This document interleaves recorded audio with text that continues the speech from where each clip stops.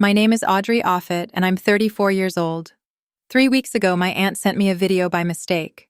There was no message with it, just a clip from a family dinner I'd missed because I was closing out the books for a client. I pressed play, expecting nothing. What I got was my whole family laughing, my brother calling me a pathetic failure, and my mother waving it off with a single line that rearranged my entire life. For 6 years, I had been paying their bills. The mortgage, the truck, the tuition, the rent. And there they were, deciding I should be grateful. I didn't say anything that night. I just opened my laptop and started doing the one thing I'm actually good at. By the time the next payment was due, every person at that table would understand exactly what they had been laughing at and exactly what it was about to cost them. Welcome back to Revenge Drama Stories 1, where the quietest person in the room turns out to be the one holding everything together, and where dignity always outlasts noise. If you've ever been the dependable one, the one nobody thanks, this story is for you. Drop a comment and be sure to subscribe. It was a Thursday night, late, the kind of late where the whole street has already gone dark. I was at my own kitchen table eating reheated soup with one hand and reconciling a hardware store receipts with the other. That's the job. I keep the books for 3 small businesses in town, and the work follows me home. My phone lit up against the counter, a text from Aunt Carol. No words, just a video file sitting there like a wrapped gift. I figured it was a forwarded clip. Maybe a dog doing something.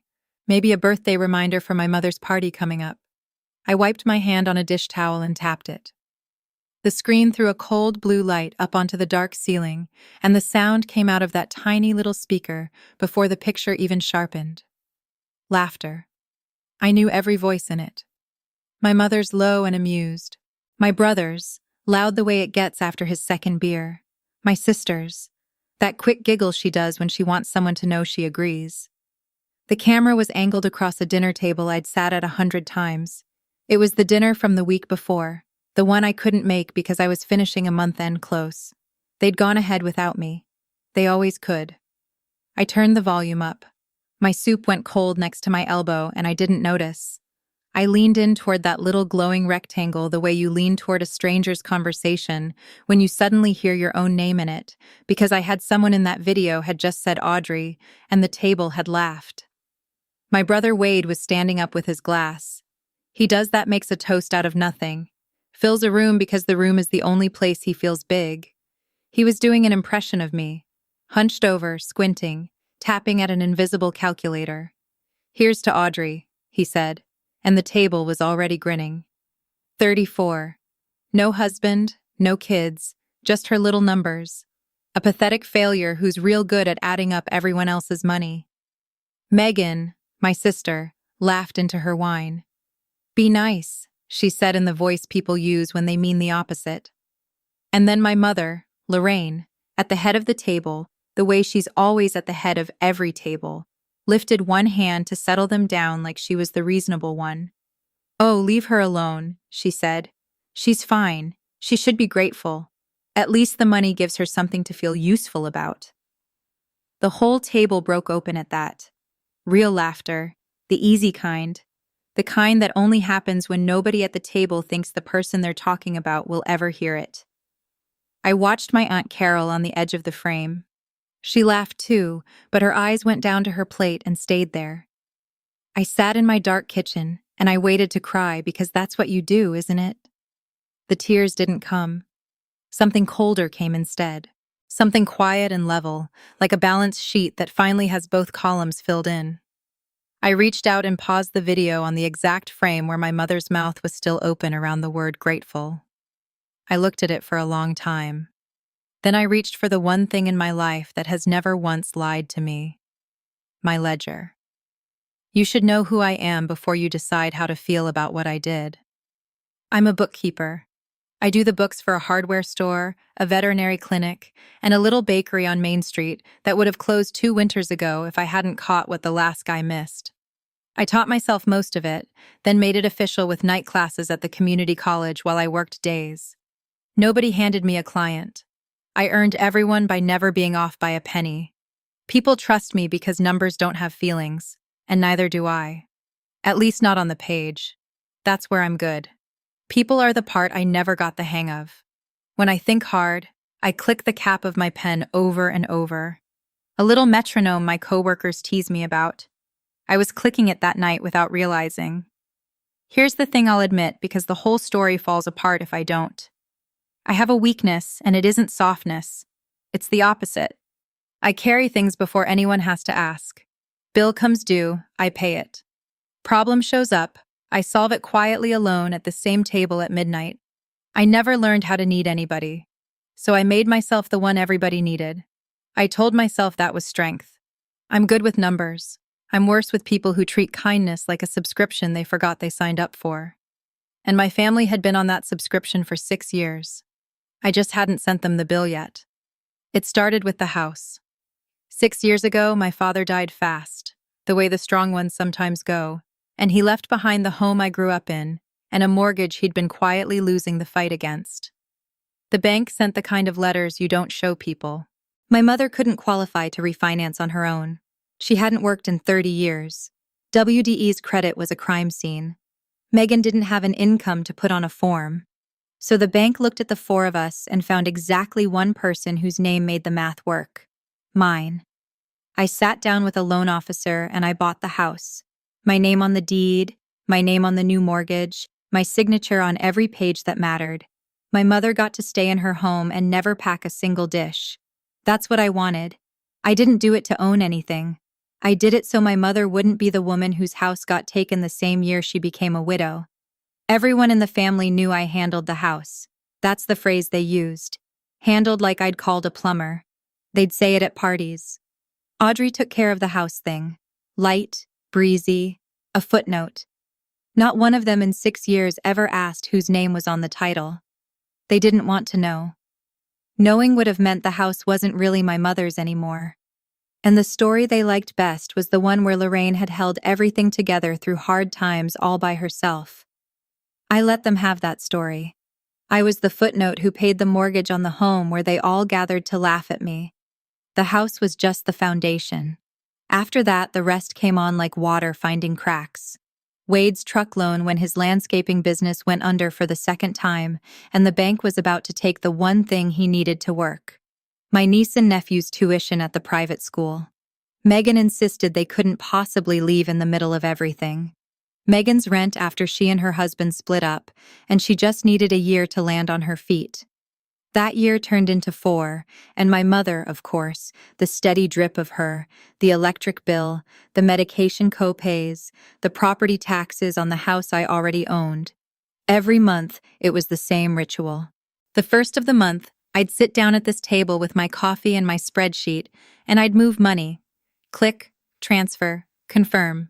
Click, transfer, confirm. Wade, Megan, the school, the utility company, my mother.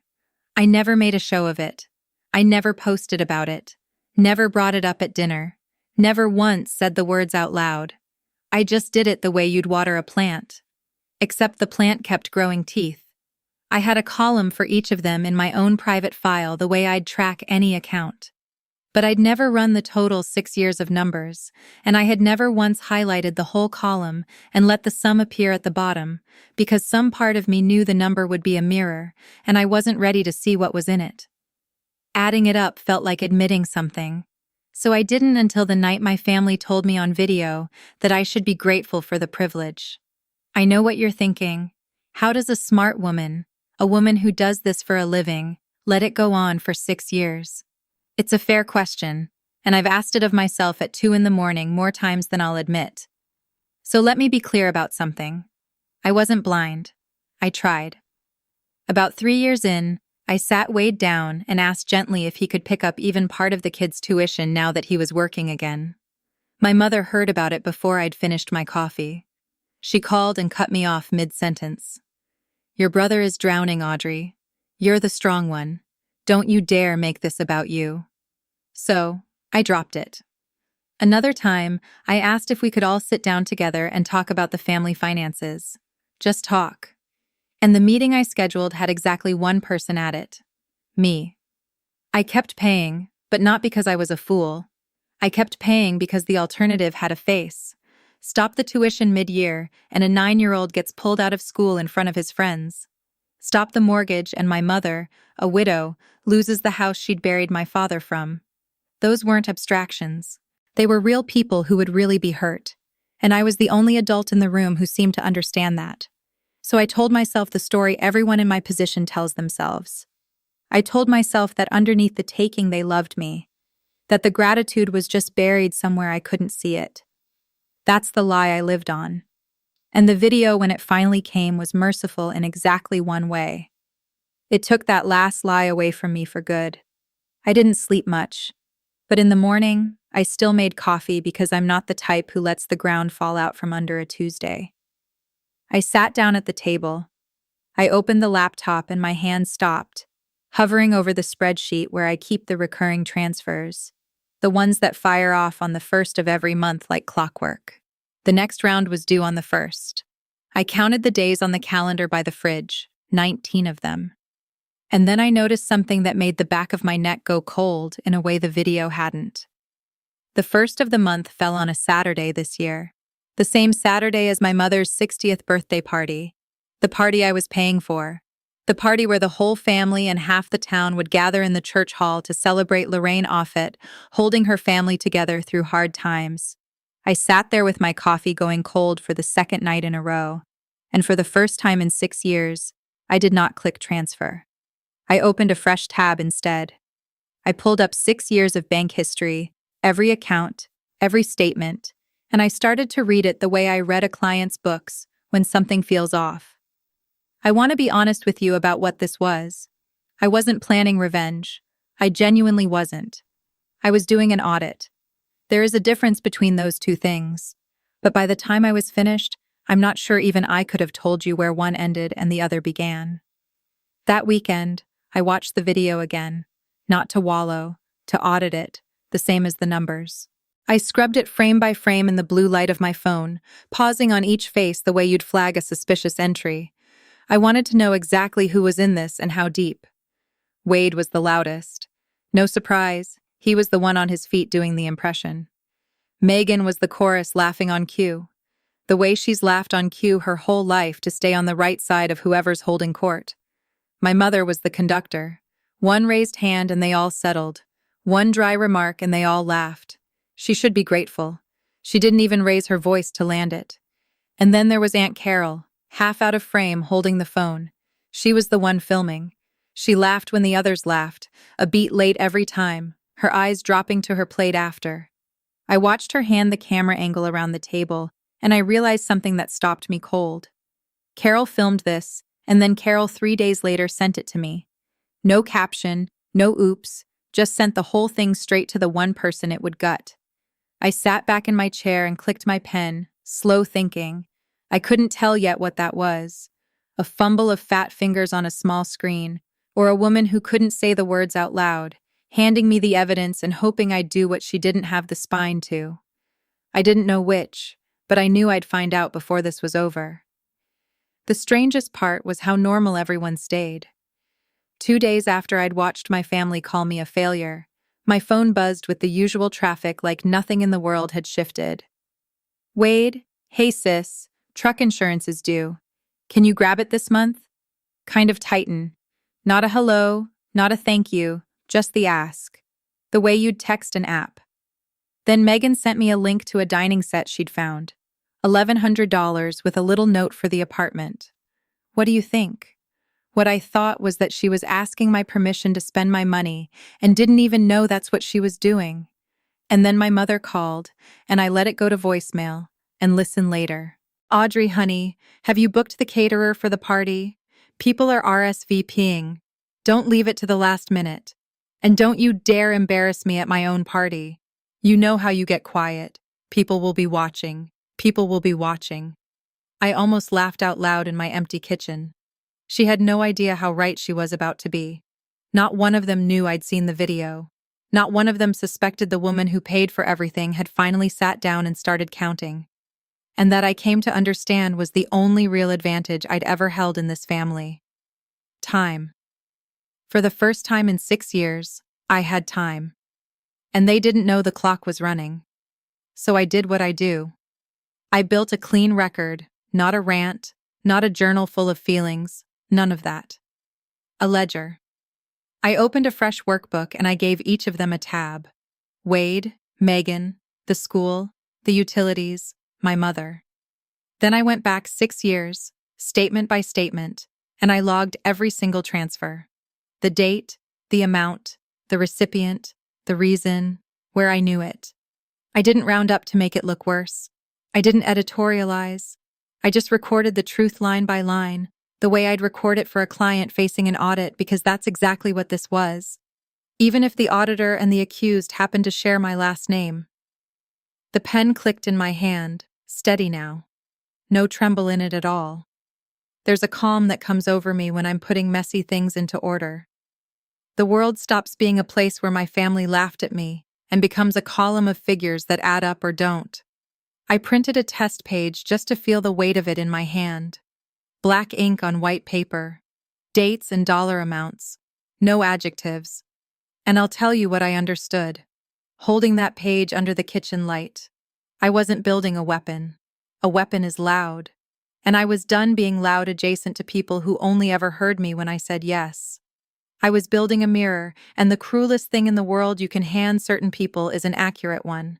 I drove out to Aunt Carol's that Sunday, told her I was returning a casserole dish, which I was because even now I bring the dish back. She made coffee and we sat in her kitchen and I let the quiet do the work the way I do with a client who's hiding a number. Finally, she cracked. "You saw it," she said. Not a question. I didn't answer, which was its own answer. Her hands wrapped around her mug. "I knew it went to you," she admitted. "I saw the name after I hit send. I didn't take it back." She looked at me then, and there was something real in her face, something close to shame. "I should have stopped them. Years ago, the first time they started in on you, I should have put my fork down and said something." She shook her head. "I just didn't want to be the next one they laughed at." And there it was, the whole rotten machinery of that family in one sentence. Everyone too scared of the table to defend anyone at it. I asked her quiet, "Was that the first time?" She didn't meet my eyes. "No, honey," she said. "That's just dinner. That's how they talk about you when you're not there." She told me it was a regular feature. The Audrey jokes, as dependable as dessert. I thanked her for the coffee. I understood her. I really did. She'd done me the one kindness no one else in that family ever had. She'd let me see the truth. But understanding a person and being able to lean on them are two different ledgers. Carol had handed me the proof and then washed her hands clean of what I'd do with it. I drove back to my own house knowing I was, as always, on my own. I ran a small test. I wanted to see how fast the warmth turned when the money slowed, even a little. So I paid Megan's rent 3 days late on purpose. Just 3 days. A nudge. The response told me everything I needed to know about where I stood. My mother called within the hour. Not Megan, who the rent was actually for. My mother, the manager of the family's accounts payable, calling to collect. "Audrey, what is going on with you?" She started, and her voice had that bright, hard edge she uses when she's already decided you're the problem. "Megan's landlord called her 3 days late. The whole family is talking about how strange you've gotten. Distant, cold. Ever since you got busy with your little clients, you've decided you're too good for us." I held the phone away from my ear and just looked at it. 3 days. 6 years of being on time to the penny. And the first time I'm 3 days late. I'm cold. I'm difficult. I think I'm too good for them. "Money was never the problem with you, Audrey," she said, landing it like she'd rehearsed it. "Your attitude is." I told her I'd take care of it, and I hung up. And I sat very still in the quiet. 3 days late, and suddenly I was the villain of the family. So I let myself do the math on what 6 years of perfect, silent, on-time payment had actually purchased me. The total came to nothing.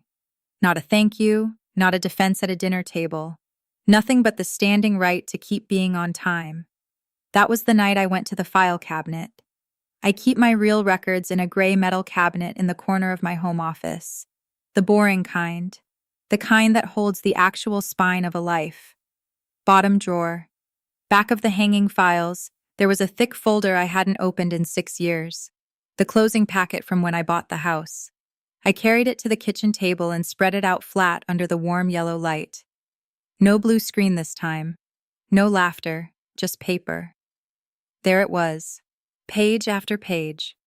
The deed of conveyance recorded with the county grantee listed in plain black type. Audrey M. Offit. The mortgage note, borrower of record, Audrey M. Offit. Signed and dated 6 years back. The closing statement, the escrow disclosures, the title insurance, the whole architecture of ownership, and my name on every load-bearing page of it. I sat there and ran my thumb down the deed. I'd always known this, of course.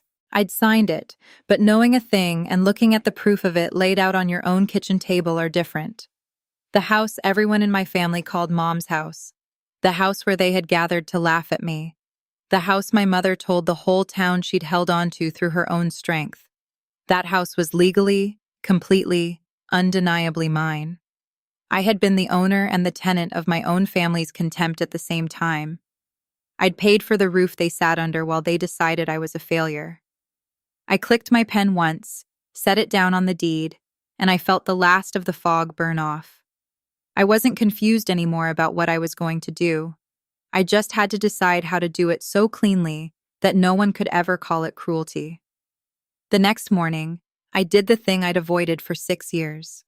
I went back to the workbook, the one with a tab for each of them, and I highlighted the whole column, every transfer, every account, and I let the spreadsheet do what spreadsheets do. The total appeared at the bottom of the screen. I'm not going to say the number out loud here because the number isn't really the point.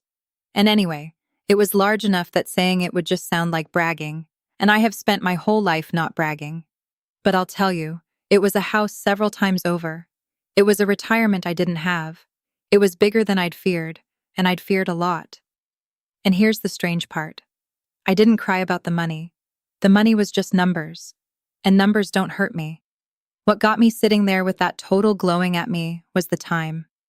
6 years of Friday nights I'd said no to, of dates I'd canceled to finish someone else's month end.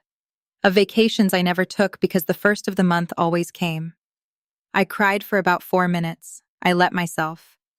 Then I wiped my face with the back of my hand the way my father used to, and I was done, because crying is just a feeling, and a feeling isn't a plan. I finally understood what my mother had meant on that video. She said I should be grateful. And you know what? She was right that someone in this family should be grateful.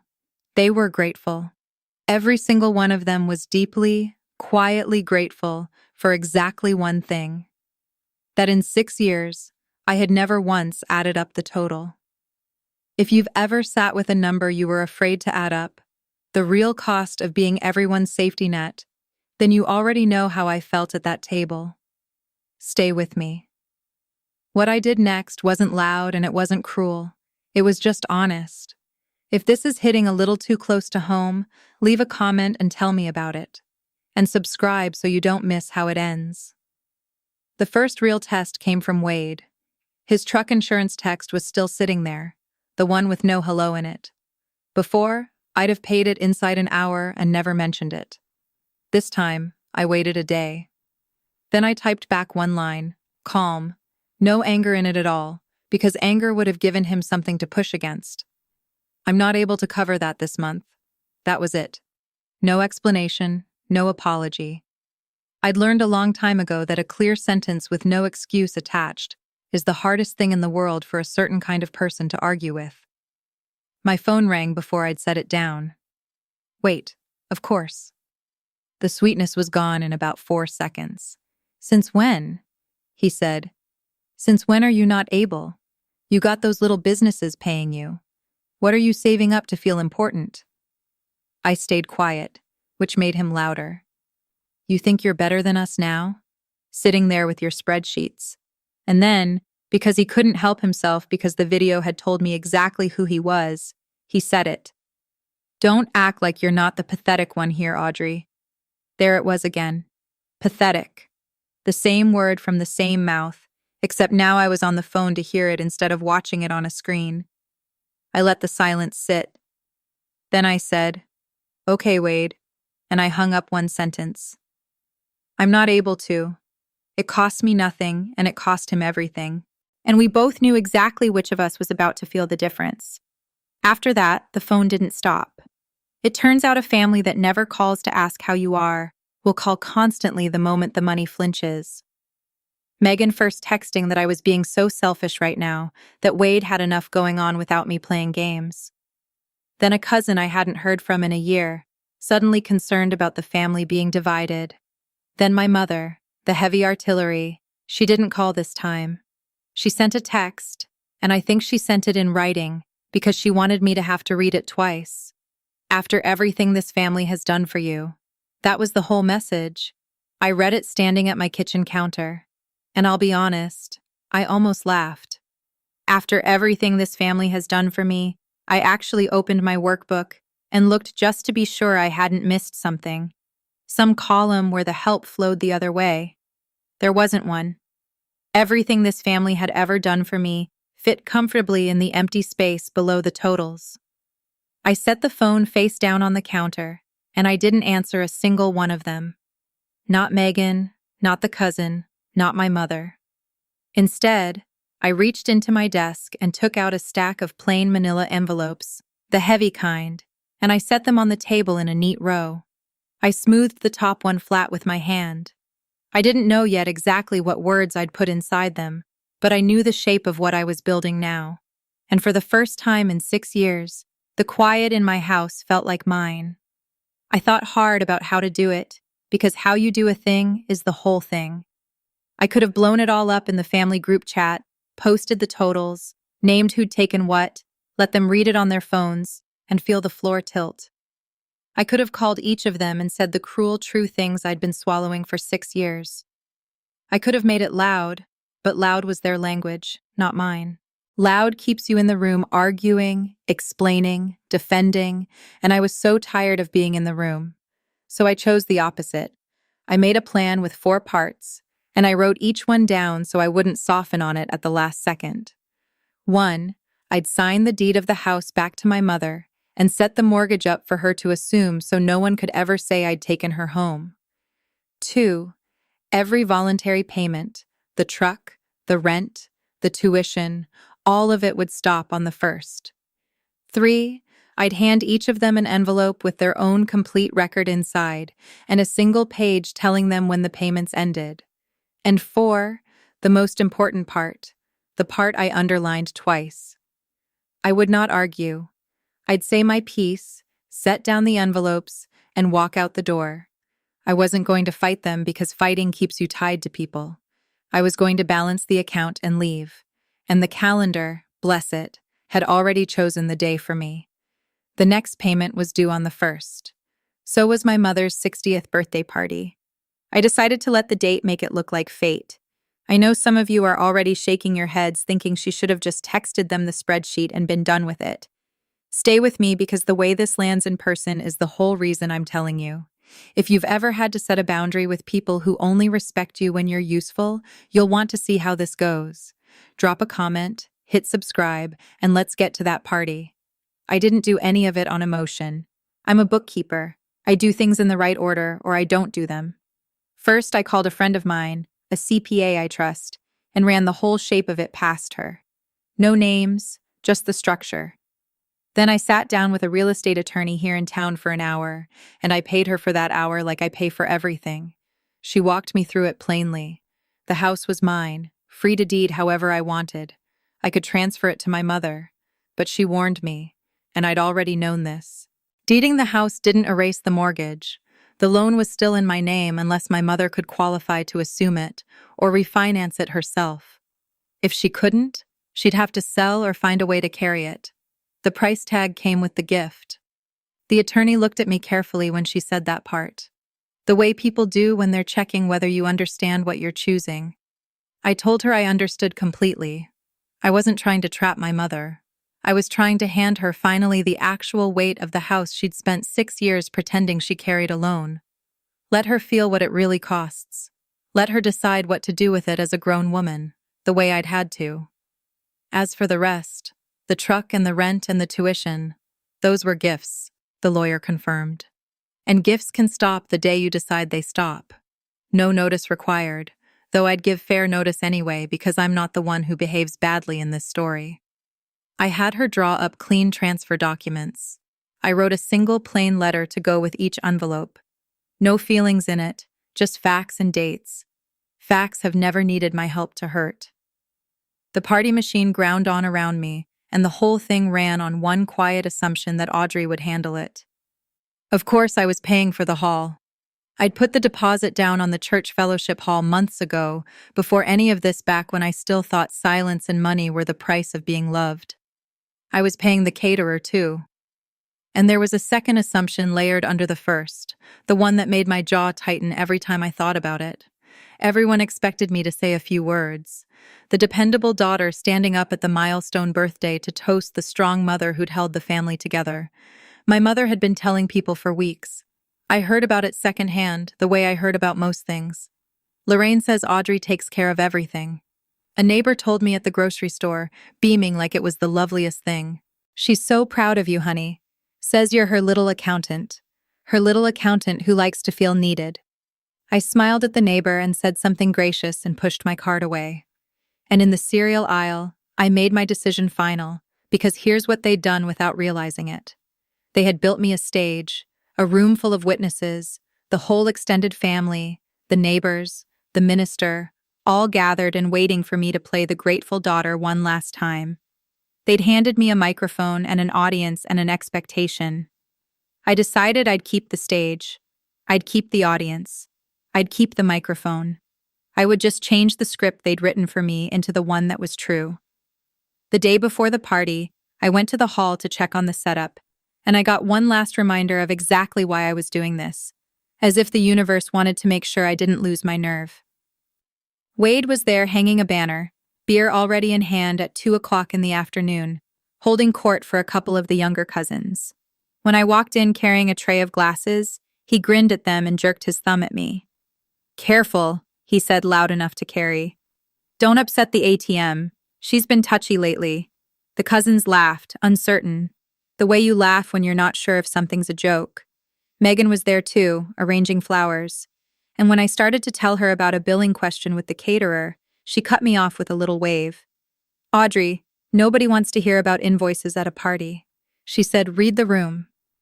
My mother breezed past all of it, fussing over Megan's dress, adjusting Megan's collar, never once looking my way, as if I were part of the catering.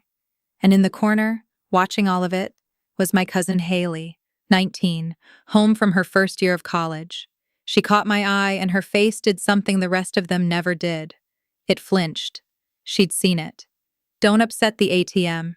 He'd said it like a joke, tossed it off the way he tosses everything off. But I'd stopped finding Wade funny somewhere around year 3. A joke is just cruelty wearing a party hat, and I'd been the punchline at this family's table for as long as I could remember. Tomorrow, for the first time, I'd be the one who got to finish the joke. Haley followed me out to the porch of the hall while I caught my breath. She's a good kid, the only one in the next generation who texts me on my birthday without being reminded. "Aunt Audrey," she said, hugging her arms against the cold. "Are you okay? They shouldn't talk to you like that. It's not funny." I looked at her for a second, 19 years old, and she was the first person in that entire family in 6 years to ask me if I was okay. Not what I could pay for, not whether the caterer was booked. Just, "Are you okay?" It nearly undid the whole plan. That one question. Not because I was scared, because I suddenly didn't want her to see what I was about to do and think it was anger. Think it was the family's same cruelty just pointed in a new direction. "I'm okay, Haley," I told her. "I'm better than I've been in a long time, actually." She frowned, not quite believing me. "They take you for granted." She said, "You're the only one in this family who ever shows up for me." And that right there was the thing that locked it in, because I realized the kindest thing I could possibly do for that girl wasn't to keep absorbing it quietly. So, the peace held. The kindest thing I could do was show her calmly in front of everyone that you are allowed to stop, that you can love people and still refuse to be their punching bag, that walking away with your head up isn't the same as starting a war. I squeezed her hand. Come find me tomorrow, I said, after I say my few words. That last night, I sat at my kitchen table and put it all together. The envelopes were lined up, heavy manila, one for each of them. Into my mother's, I slid the new deed transferring the house into her name. The letter from the attorney explaining the mortgage would now be hers to assume or refinance, and her ledger, 6 years of every dollar totaled at the bottom. Into WDE's, his own column, the truck, the insurance, the loans I'd quietly cleared with the date the payments would end, into Megan's 4 years of rent, and a dining set's worth of, what do you think's, and the same date. I sealed each one and wrote the name on the front in my steady bookkeeper's hand. My pen moved without a tremor. I signed the letters, one click of the cap between each signature, the sound filling the quiet kitchen like a slow clock. My phone sat face down on the table the whole time, dark, and I never once turned it over to watch that video again. I didn't need to. I had it memorized. And anyway, the laughing was about to stop mattering. 4 envelopes, no speech to memorize, no big confrontation rehearsed in the mirror. I'd spent 6 years saying yes to these people without ever saying a single word about it. I figured I could say no the exact same way, quietly, completely in writing, so it couldn't be argued with. I turned off the kitchen light and went to bed. And for the first night in 3 weeks, I slept the whole way through. The church hall was full by 4. It looked the way those rooms always look, folding tables in rows, a sheet cake under fluorescent light, a banner that said 60 and fabulous, with the glitter already shedding onto the floor. My whole extended family was there, aunts and uncles and second cousins, plus half the neighborhood and the minister and his wife. My mother held court near the cake in a new dress, accepting her birthday like tribute, telling anyone who'd listened the story she loved most. Well, after Frank passed, somebody had to keep this family standing. She was saying as I came in, and I just did what I had to do. She caught my eye across the room and gave me the look, the one that meant, "Get ready, you're up soon." Wade was already loose and grinning. Megan hovered near our mother, basking in the borrowed glow. Haley stood off to the side and gave me a small private nod. When the cake was cut, my mother tapped her glass with a fork, and the room hushed. And she said with a magnanimous little wave in my direction, "I think my daughter Audrey wants to say a few words. She's the one who put all this together. She's good at taking care of things." Polite applause rolled around the room. They were all waiting for the grateful daughter. They were waiting for thank you. I stood up, and I felt strangely perfectly calm. The way I feel when a long set of books finally balances. I didn't have a glass in my hand. I had the stack of envelopes, and I clicked my pen once, the only sound in the quiet room. I'd brought something a little more accurate than a toast. "Thank you all for coming to celebrate my mother," I said, and I meant it. And I let the room settle into the warmth of that for a second before I went on. 60 years is worth celebrating. Then I picked up the first envelope. "Mom, this is for you." I walked it over and set it in her hands. "It's the deed to the house. It's been in my name for 6 years since I bought it from the bank after Dad died so you wouldn't lose it. Tonight, I'm signing it back to you. The house is yours again, free and clear of me." A confused murmur started up. This wasn't the toast anyone expected. My mother's smile froze in place. "Along with the mortgage," I added gently, "which I've carried every month for 6 years. The papers inside explain how to assume it. You'll want to call the bank Monday." Then I picked up the next 2. Wade, Megan. I set theirs down in front of them on the table. Inside each of these is a complete record of what I've paid for this family. Every bill, every transfer, every month going back 6 years. It's all there to the penny. I didn't add anything. I didn't round up. I just wrote down what's true. The murmuring was spreading now. Aunts leaning to uncles. The neighbors going still. WDE had the envelope open, his face draining as he read his own number. Megan hadn't moved. My mother was staring at the deed in her lap like it might bite. I kept my voice level, almost kind, because I wasn't there to wound. I was there to be clear for 6 years. I said, I was told I should be grateful. I've heard it my whole life. So I just wanted tonight, with everyone here who loves this family, to make the record clear about who exactly was carrying whom. My mother came up out of her chair. So fast it scraped back and tipped, and the clatter of it was the loudest thing in the room. "How dare you," she said, and her voice cracked high and ugly across the hall. "How dare you do this to me at my own party in front of everybody? You've always been like this, Audrey, jealous, dramatic, desperate for attention." The deed slid off her lap onto the floor, and she didn't even look at it. "You think a stack of papers makes you better than your own family?" WDE was on his feet now, too, the envelope crushed in his fist. "A few receipts," he spat. "And you think you're better than us? You always thought you were better than us?" Megan had finally opened hers, and I watched the color go out of her face as she found the rent total, 4 years of it, and she started to cry. But it was the panicked kind of crying, not the sorry kind. The whole room was frozen. Every neighbor and cousin, and the poor minister watching my mother scream the word grateful across a church fellowship hall on her 60th birthday.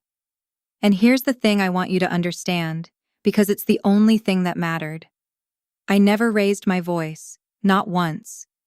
I stood there in the center of all that noise, and I felt the stillest I have ever felt in my life. I waited until my mother ran out of breath, and then I said quietly, so they had to go silent to hear me, "I'm not asking for thanks. I'm not even asking for an apology. I'm just done paying to be your punchline." A neighbor near the back, an old man who'd known my father, said it just loud enough to carry. Lord, the pathetic one was the one holding the whole thing up. And I watched it move across the room, face by face, the truth finally landing where the laughing used to.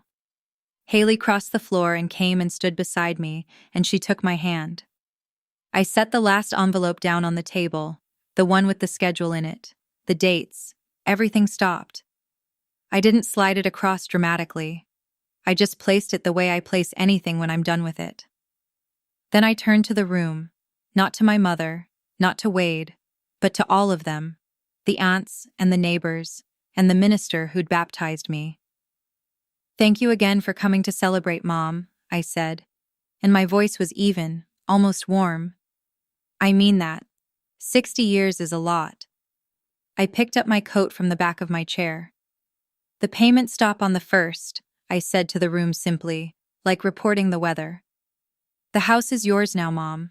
I hope it's everything you've been telling everyone it was." My mother opened her mouth, but nothing came out that she'd want a room full of witnesses to hear. So, she said nothing. I buttoned my coat. Haley walked me to the door, past tables of people who weren't laughing anymore, and I felt their eyes, and for once, I didn't mind them. Outside, the cold hit clean and good. I pulled my phone from my pocket out of habit, and the screen was dark, and there was not a single message on it that I needed to open.